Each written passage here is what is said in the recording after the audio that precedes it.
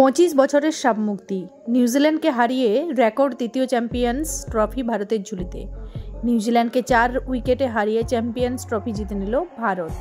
Record তৃতীয়বারের জন্য ভেঙে দিল অস্ট্রেলিয়ার নজির। সৌরভ গঙ্গোপাধ্যায়, সচিন তেন্ডুলকর, রাহুল দ্রাবিড়, যুবরাজ সিং, অনিল কুম্বলেরা রবিবার রাতে হয়তো স্বস্তিতে ঘুমোতে পারবেন।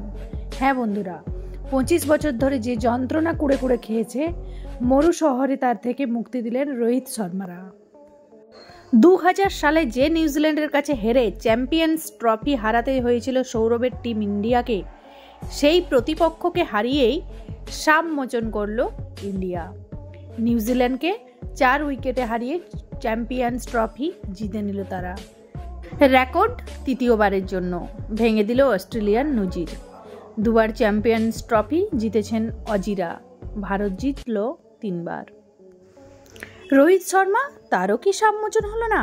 অধিনায়ক হিসাবে বারবার আইসিসি ইভেন্টের ফাইনালে উঠেছেন, টি20 বিশ্বকাপ জিতেছেন।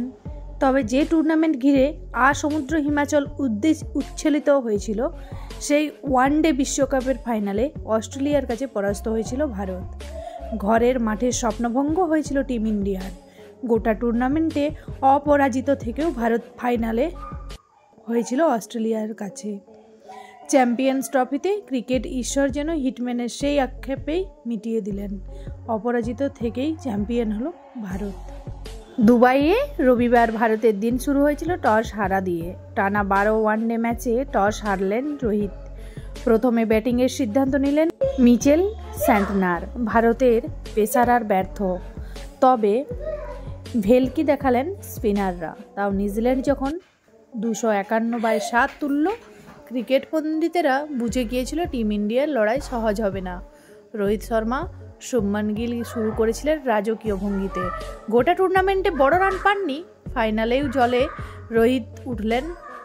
তার আগ্রাসী হাফ সেঞ্চুরিও অবশ্য ফিকে হয়ে যেত যদি না শেষ লগ্নে ব্যাট হাতে রুখে দাঁড়াতেন KL রাহুল, অক্ষর পটেলরা। 6 উইকেটে হারিয়ে ম্যাচ জিতে নিল অবশেষে ভারত।